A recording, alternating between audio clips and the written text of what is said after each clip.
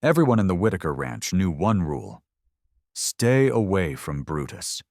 The oil tycoon's 120-Listerby Rottweiler had bitten handlers, shredded harnesses, and snapped iron buckets like toys. No one could get near him without risking a hospital trip, not even the tycoon himself.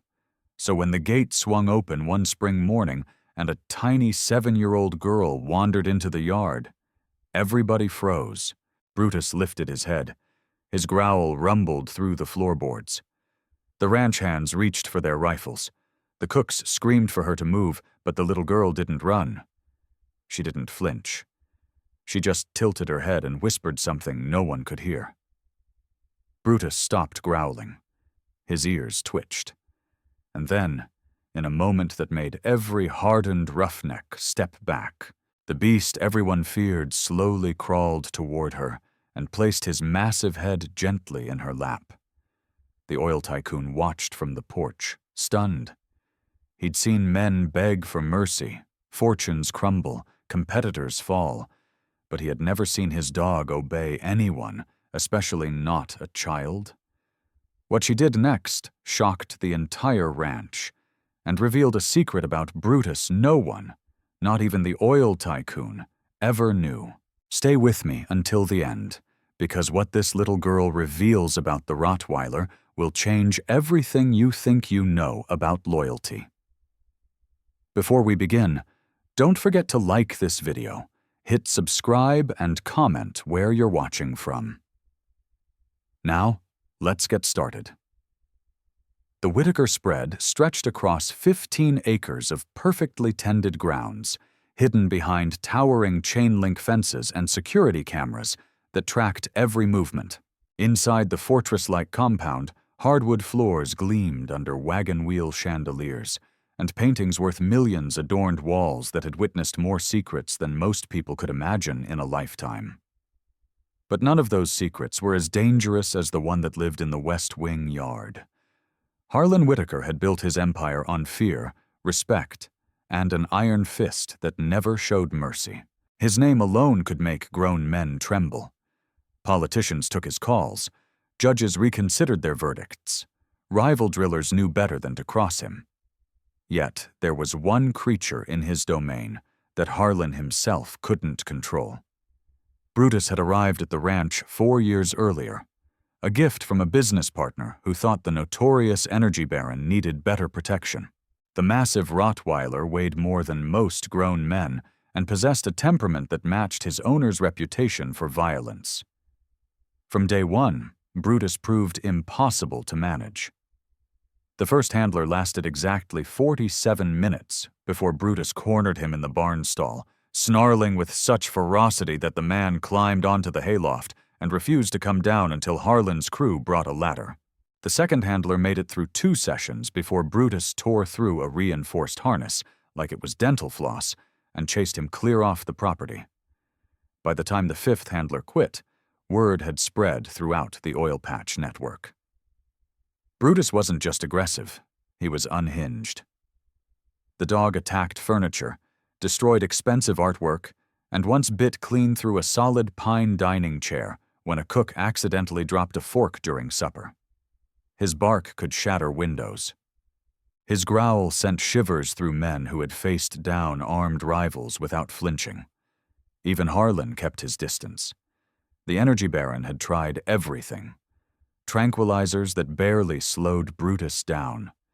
Shock collars that the dog somehow learned to remove. Professional animal behaviorists who took one look at the beast and doubled their fees only to quit within days. Nothing worked. Brutus lived in his yard like a king ruling over a kingdom of fear. The staff developed elaborate routes through the ranch just to avoid walking past his domain. New employees received stern warnings about the West Wing. Visiting partners were quietly steered toward other entrances. The dog had become Harlan's most embarrassing secret.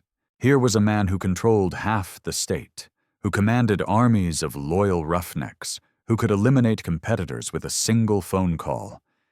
Yet he couldn't tame one Rottweiler, but Harlan couldn't bring himself to get rid of Brutus either. Deep down, Beneath layers of hardened business instinct, Harlan recognized something in the dog's fierce independence, something that reminded him of his own refusal to bow to anyone. Brutus might be uncontrollable, but he was also fearless, loyal to no one but himself, and absolutely ruthless when threatened. In a strange way, Harlan respected that, so Brutus remained, a 120 reminder that even the most powerful men had limits to their control. The ranch staff learned to live with the constant tension. Betty, the head cook, made sure fresh meat was delivered to Brutus's yard twice daily, always sliding the buckets through a slot in the heavy wooden gate. Hank, the head of security, installed additional cameras around the West Wing, not to monitor intruders, but to track Brutus's movements so everyone could avoid crossing his path. The groundskeepers tended to every inch of the spread except Brutus's domain. The cleaning crew polished hardwood floors throughout the ranch, but never set foot in the West Wing. Even Harlan's most trusted foremen, men who would take bullets for their boss without hesitation, gave Brutus's territory a wide berth. The dog had effectively carved out his own untouchable zone within the Whitaker empire. Harlan often stood on his second-floor porch in the evenings, looking down at the yard, where Brutus paced like a caged predator. The energy baron would sip his black coffee and wonder what thoughts ran through the animal's mind.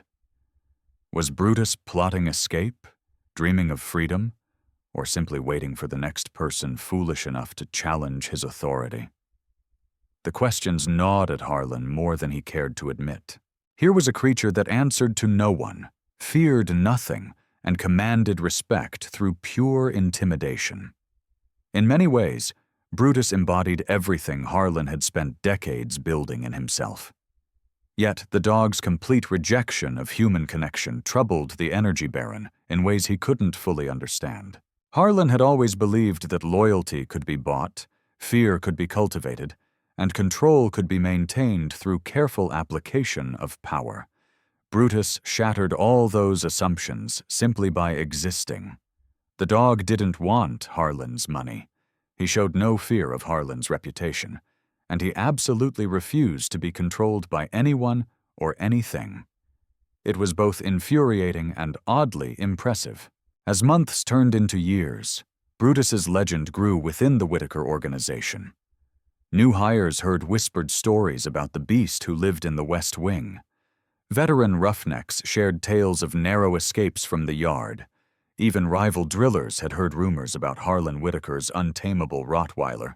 The dog had become part of the ranch's mythology, a living symbol of unpredictable danger that lurked behind the spread's beautiful facade.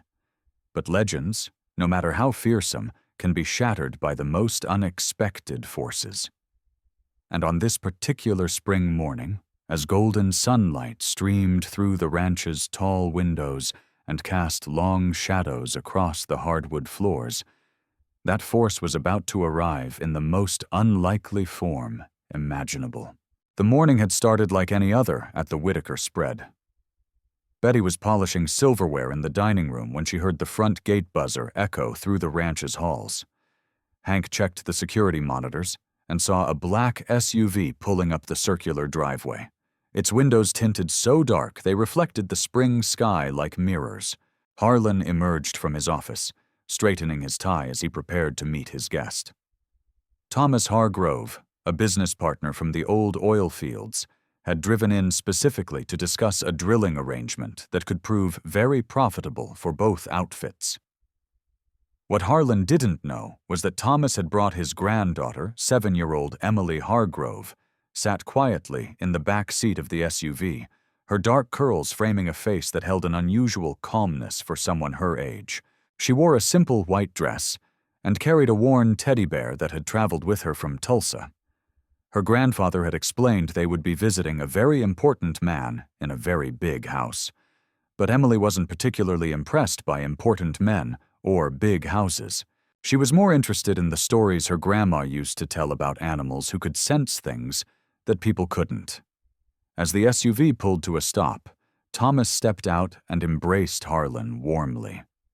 The two men exchanged pleasantries in rapid English, while Emily climbed out of the car, clutching her teddy bear and looking around with quiet curiosity. "My granddaughter," Thomas explained, placing a protective hand on Emily's shoulder. "Her parents are traveling, so she stays with me for the month. I hope you don't mind that I brought her." Harlan forced a smile. Children made him uncomfortable under the best circumstances, and these weren't the best circumstances.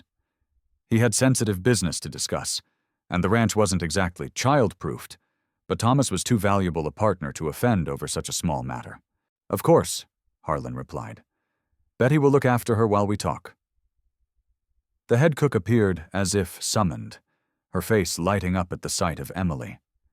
Betty had raised 4 children of her own and possessed that maternal instinct that drew youngsters like magnets. She extended her hand to Emily, who took it without hesitation. "Come, little one," Betty said gently. "I have cookies in the kitchen." But as they walked through the ranch's grand foyer, Emily's attention was captured by something else entirely. Through the tall windows that faced the west wing, she could see into a yard where a massive dog lay sprawled in a patch of sunlight. Emily stopped walking. "What kind of dog is that?" she asked, her voice filled with genuine curiosity rather than fear. Betty's expression immediately darkened. She glanced nervously toward the west wing, then back at Emily. "That's Brutus," she whispered. "But we don't go near him, darlin'. He's very dangerous." Emily tilted her head, studying the Rottweiler through the glass. From her perspective, Brutus didn't look dangerous. He looked sad. His massive frame was perfectly still. But something in his posture reminded her of the stray dogs she'd seen wandering the streets near her grandfather's house in Tulsa. Dogs who had forgotten what it felt like to trust. "He looks lonely," Emily observed. Betty's eyes widened in alarm. "No, no, sweetie, he is not lonely. He is mean, very, very mean. Come, let's go to the kitchen." But Emily's attention remained fixed on the yard. As if sensing her gaze, Brutus's head lifted. Their eyes met through the window, and something passed between them, a recognition that neither fully understood, but both felt in their bones. The little girl smiled and waved. Brutus's ears twitched forward. Betty noticed the exchange and quickly steered Emily away from the window. "Come now," she insisted, her voice carrying a note of panic. "Mr. Whitaker would be very angry if something happened to you." They spent the next hour in the kitchen, where Betty plied Emily with homemade oatmeal cookies and fresh milk, while keeping up a steady stream of chatter designed to distract the child from thoughts of the yard. Emily was polite and appreciative, but her mind kept wandering back to the sad dog she'd glimpsed through the window. Meanwhile, in Harlan's office, business proceeded smoothly. Thomas and Harlan discussed drilling routes, payment schedules, and the intricate logistics of moving certain equipment through certain leases without attracting unwanted attention. Both men were pleased with the arrangements they were negotiating. It was during a brief pause in their conversation as Harlan stepped onto his porch to take a phone call that disaster struck. Emily had excused herself to use the bathroom. Betty, trusting the child's polite demeanor, had pointed her toward the guest facilities near the main foyer. But instead of following the hallway to the bathroom, Emily had taken a different path entirely. She remembered seeing a door near the windows that overlooked the yard. Her 7-year-old logic told her that if there was a door, it must lead somewhere. And if it led to the yard, maybe she could get a closer look at the lonely dog. The heavy wooden gate was unlocked. Emily pushed it open with both hands, surprised by its weight, and stepped into the west wing yard. The morning sun felt warm on her face. The yard was larger than she'd expected, with gravel paths winding between planters filled with flowering shrubs. It would have been beautiful, if not for the absolute silence that seemed to press down from all sides. Brutus lay exactly where she'd seen him through the window. But now Emily could appreciate his true size. The Rottweiler was enormous, his broad chest rising and falling with each breath, his powerful frame radiating barely contained energy even in rest. As Emily's foot touched the gravel path, Brutus's eyes snapped open. The change in him was immediate and terrifying. His massive frame tensed, his lips pulled back to reveal teeth that looked capable of crushing bone.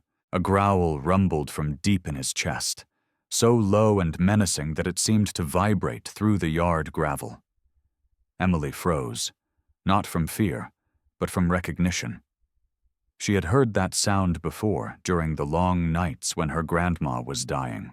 The old woman had made similar sounds when pain gripped her so tightly that words couldn't escape. It wasn't anger in Brutus's growl. It was anguish. "You're hurting," Emily whispered. Her voice carried across the yard with startling clarity. Brutus's growl faltered. His ears, which had been flattened against his skull in aggressive warning, began to lift. Emily took a small step forward, still clutching her teddy bear. "My grandma hurt too," she continued, her voice gentle and unafraid. She made sounds like that when the sickness was really bad, but she felt better when someone sat with her. Brutus's massive head tilted slightly, as if trying to understand this small human who showed no fear of his size or his reputation. Emily took another step, then another, moving slowly but with purpose. "I used to read to her," she explained conversationally, stories about brave cowboys and magical ranches. She said the stories helped her remember good things instead of just the hurting. By now, several staff members had discovered Emily's absence from the kitchen. Betty's panicked shouts echoed through the ranch halls. Hank's heavy footsteps pounded across hardwood floors as he raced toward the west wing. From his office, Harlan could hear the commotion and was already moving toward his porch to investigate. But Emily heard none of it. Her entire attention was focused on the massive dog who watched her approach with an expression that was gradually shifting from hostility to something resembling curiosity. "You don't have to be afraid," Emily said now, close enough to see the scars that crisscrossed Brutus's face and neck. "I won't hurt you." She sat down on the gravel path just out of reach of Brutus's powerful jaws and arranged her white dress carefully around her legs. Then she looked up at him with eyes that held no judgment, no fear, and no expectation beyond simple companionship. "Would you like to hear a story?" she asked for a moment that stretched like eternity. The yard held its breath. Brutus stared at the small girl who sat fearlessly before him. Her teddy bear clutched in one arm. Her other hand extended palm up in a gesture of pure trust. The massive Rottweiler's scarred face carried an expression no one in the Whitaker ranch had ever witnessed before. Confusion mixed with something deeper, something that looked almost like recognition. Then Brutus did something that defied every instinct the hardened roughnecks upstairs believed they understood about power and dominance. He lowered his enormous head and took a single careful step forward. Betty's screams from inside the ranch grew more frantic. Hank's boots thundered down the hardwood staircase as he raced toward the yard. Harlan Whitaker himself appeared on his porch, his face pale with disbelief, as he watched his untamable beast approach the child with movements so gentle they seemed to belong to an entirely different animal. But Emily remained perfectly still, her dark eyes locked on Brutus's amber ones, her voice continuing in that same soft storytelling cadence that seemed to cast a spell over the entire spread. "Once upon a time," she began, "there was a brave dog who lived in a beautiful ranch. But the dog was very sad because everyone was afraid of him. They didn't know that deep inside. He just wanted someone to understand that he wasn't really scary at all." Brutus's massive frame trembled slightly. His breathing, which had been sharp and aggressive moments before, began to slow and deepen. The rigid tension in his shoulders started to ease as Emily's words washed over him like a gentle tide. The dog had forgotten what it felt like to be loved. Emily continued, her voice carrying across the yard with remarkable clarity. He had been hurt so many times that he forgot how to trust, so he growled and snapped to keep everyone away because being alone felt safer than risking more pain. From the porch above, Harlan gripped the wooden railing so tightly his knuckles turned white. In 30 years of controlling men through fear and intimidation, he had never witnessed anything like this. His most dangerous possession, the creature that had terrorized handlers and staff alike, was being transformed before his eyes by nothing more than a child's gentle words. Brutus took another step forward, then another, until he was close enough that Emily could see the network of old scars that marked his face and neck. Some looked like bite marks from other dogs. Others appeared to be from chains or restraints pulled too tight.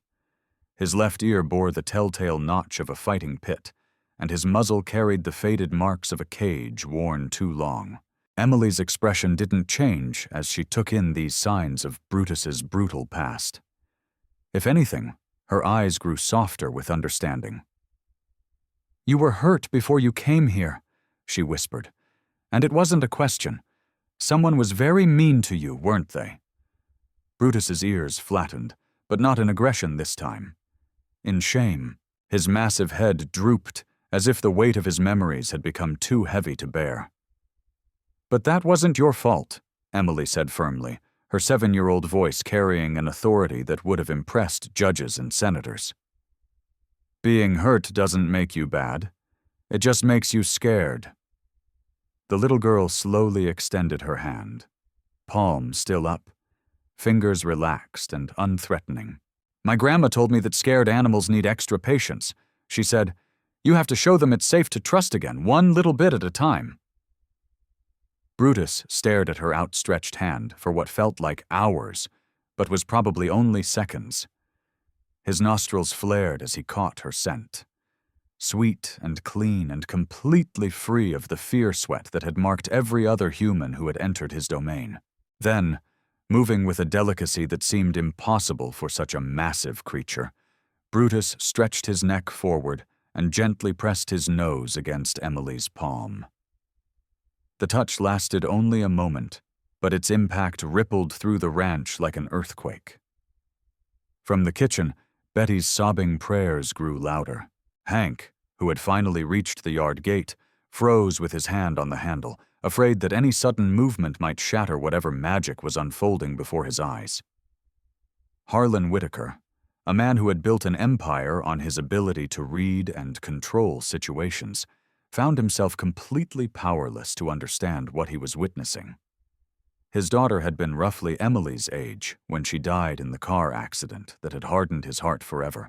Watching this fearless child work miracles with his untouchable dog awakened emotions Harlan had spent years burying beneath layers of calculated cruelty. Emily smiled as Brutus's warm breath tickled her palm. "See, you're not scary at all. You're just lonely."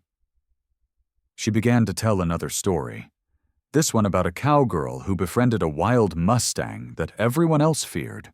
As her voice wove through the morning air, Brutus gradually relaxed further, his massive frame settling onto the gravel path beside her. His breathing deepened into something approaching peace. But Emily's stories carried more than just comfort. With each gentle word, she was unlocking memories that Brutus had buried so deep he had almost forgotten they existed. Images of a time before the fighting pits, before the chains and cages, before the systematic brutalization that had turned a loving puppy into a weapon of pure aggression. There had been another little girl once, long ago, a child with gentle hands who had smuggled him treats and whispered secrets in his ear. She had been torn away from him when the fighting pit owners decided he was ready for more serious training. He had never seen her again, but her memory had lived in the deepest part of his heart, buried beneath years of pain and rage.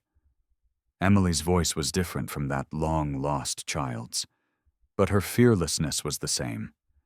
Her kindness was the same, and for the first time in years, Brutus remembered what it felt like to be more than just a monster.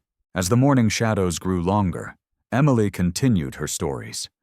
She told Brutus about brave cowboys who protected the innocent, about magical ranches where every creature was valued, about friendships that could overcome any obstacle.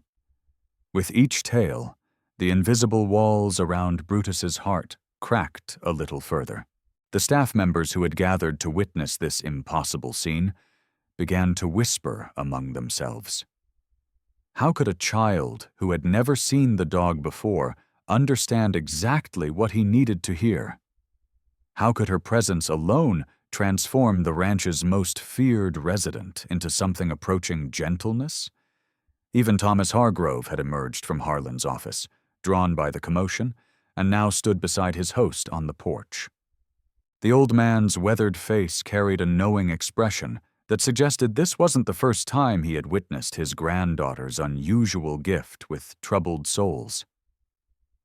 "She has always been this way," Thomas murmured to Harlan.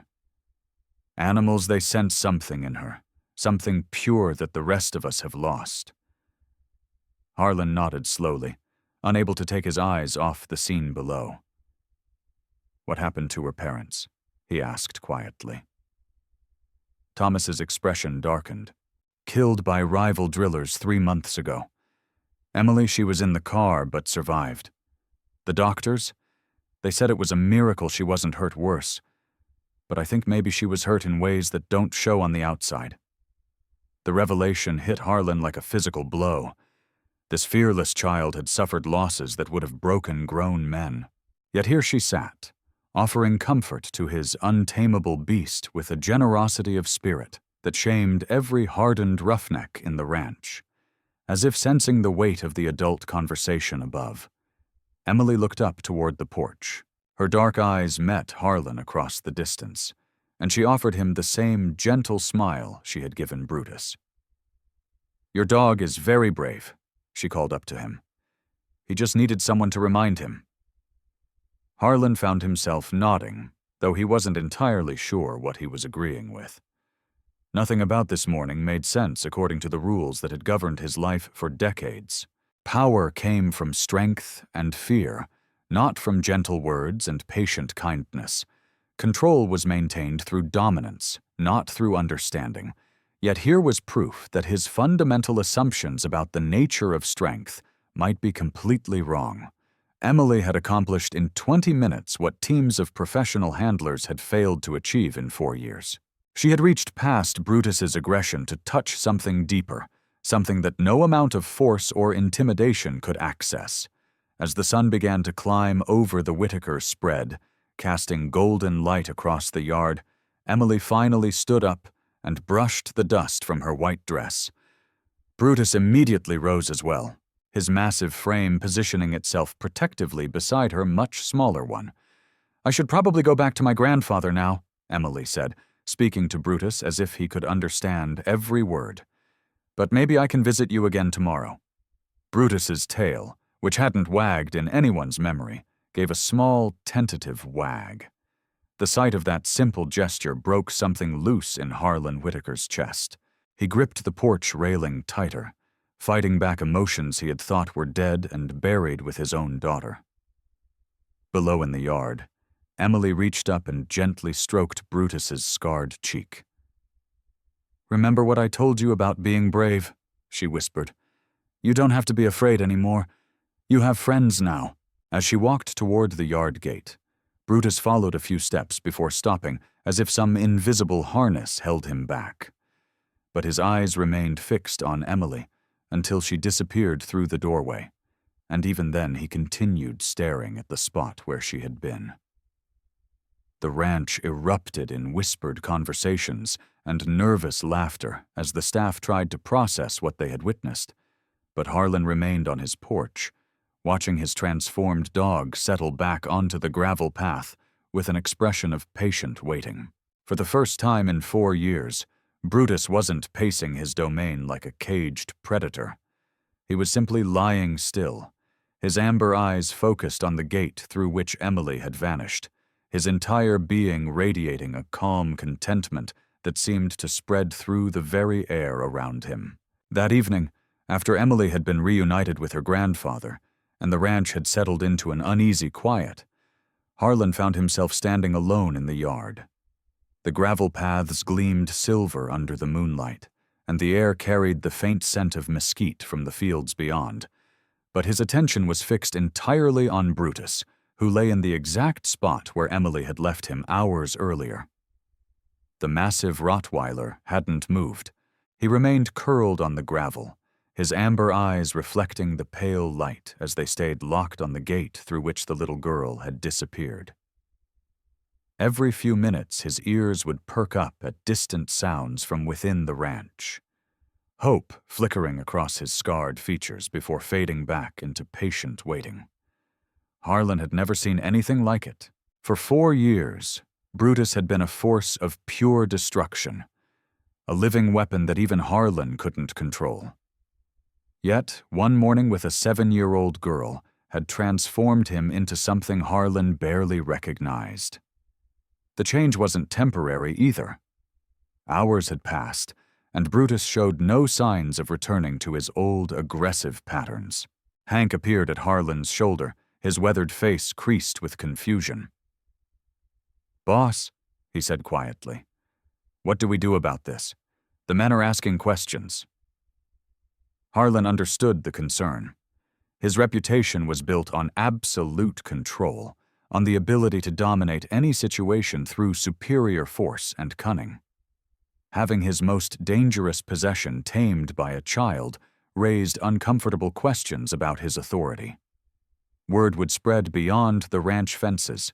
Rival drillers would hear whispers about Harlan Whitaker's softening, about weakness creeping into his empire. But as Harlan watched Brutus's vigil, he found himself caring less about those implications than he would have expected. "Tell the men to keep their mouths shut," he said finally. "What happened here today stays here." Hank nodded and melted back into the shadows. But Harlan remained in the yard. Something about Brutus's transformation nagged at him, demanding deeper examination. The dog's change had been too complete, too immediate to be explained by simple training or even exceptional kindness. Harlan had witnessed Emily's gentleness, heard her soothing words, seen her fearless approach. But there had been something else in the interaction, something that transcended normal human-animal bonding. The way Brutus had responded to her presence suggested recognition rather than mere acceptance. A memory stirred in Harlan's mind. 4 years ago, when Brutus had first arrived at the ranch, the business partner who delivered him had mentioned the dog's background, something about fighting pits and previous owners. Harlan hadn't paid much attention to the details then, focused as he was on acquiring what he believed would be the perfect guard dog. Now those forgotten details seemed crucial. Harlan pulled out his phone and scrolled through his contacts until he found the number he needed. Clyde Baxter answered on the second ring, his gravelly voice carrying the weariness of a man who conducted most of his business after midnight. "Harlan, what can I do for you at this ungodly hour?" "The dog you brought me 4 years ago," Harlan said without preamble. "Brutus, I need to know everything about where he came from." There was a pause on the other end of the line. "That's ancient history, Harlan. Why the sudden interest?" "Just tell me." Clyde sighed, the sound crackling through the phone speaker. "I got him from a fighting operation that got shut down by the authorities. Brutal place from what I heard. The dog was one of their top fighters, undefeated in the pit. But he had behavioral issues that made him difficult to handle, even for those animals." Harlan's grip tightened on his phone. "What kind of behavioral issues?" "Unpredictable aggression, mostly. But here's the strange part. The handler said he was completely different around children. Docile, almost protective. They used to use a little girl to calm him down between fights, some street kid they'd picked up. Apparently, she was the only one who could get near him when he was worked up." Harlan's blood ran cold as Clyde's words sank in. The little girl from the fighting pit, Emily's instant connection with Brutus. The way the massive Rottweiler had responded to her voice, her touch, her presence, it all made horrifying sense. "Clyde," Harlan's voice was barely a whisper. "What happened to that girl?" Another pause. Longer this time.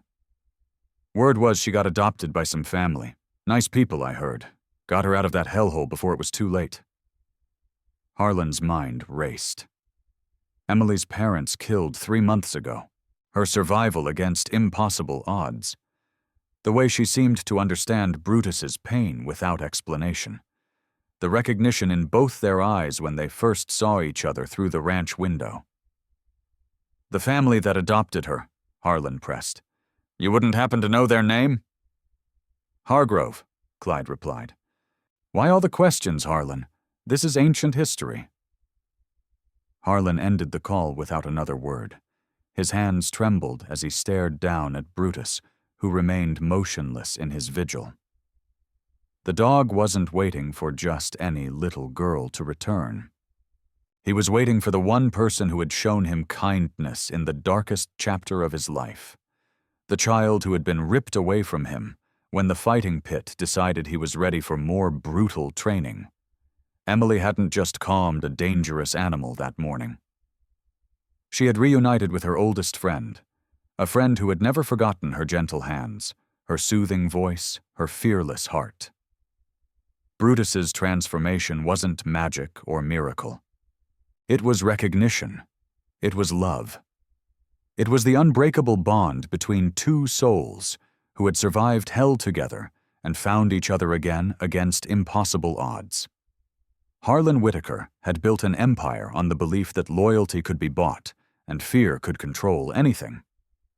But watching Brutus's unwavering devotion to a little girl who had saved his spirit years ago, the Energy Baron finally understood the difference between obedience and true loyalty. One was a transaction. The other was a choice that transcended everything else. Sometimes the most powerful connections aren't forged through strength or intimidation. Sometimes they're built through simple kindness offered to someone who needed it most. And sometimes those connections can survive anything the world throws at them, waiting patiently for the moment when two broken souls can heal each other once again.